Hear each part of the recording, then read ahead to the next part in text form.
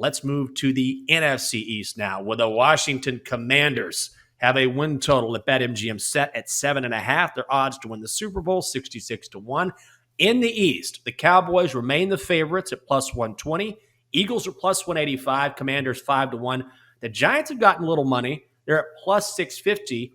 And if you're looking at Washington, you're also looking at the quarterback. And I know that's true for most NFL teams, but certainly some teams more than others have serious questions. And for Washington, they had Taylor Heineke last year. They sent 2 second-round picks and a third-round pick to the Colts for Carson Wentz.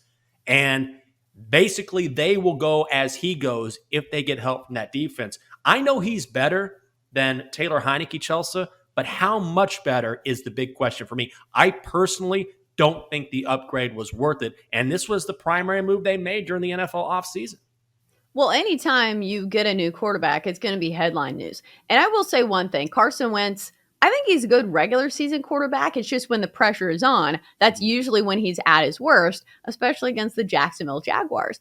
But look at the team he was on last year. The Colts were all around one of the better teams in the NFL. So if he can't get it done with that good of a team, it's a downgrade to go to the Commanders. Look at that defense. The Commanders defense gave up 25.5 points per game last season, which is kind of a shock for a Ron Rivera team who you would think defense would be their bread and butter. So it's a team that needs to improve in more ways than one. So it's not just all on Carson Wentz. The defense has to get better too.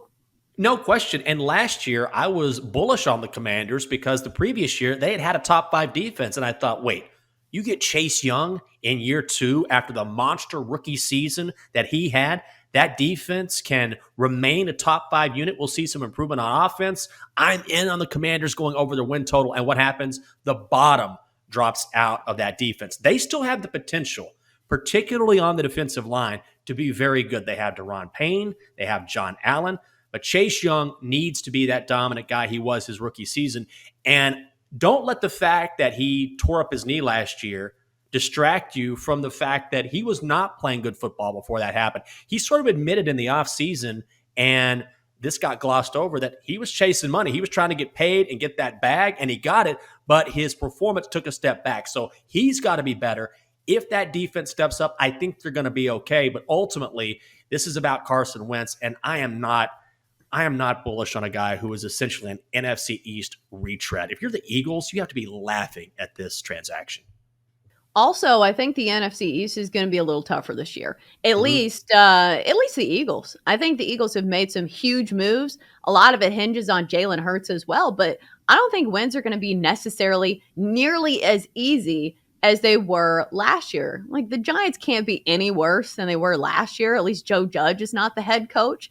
So, and maybe they aren't as injured as they were last season. So I think the NFC East is not necessarily going to be the NFC least this season. So that's even more trouble for the Commanders. I totally agree. And Vegas is expecting a big leap for the Giants. Their win total set at 7 and a hook. And Brian Dable is the favorite to win AP Coach of the Year at 10-1. Not saying Big Blue's going to have a huge season, but we should expect improvement from the G-Men.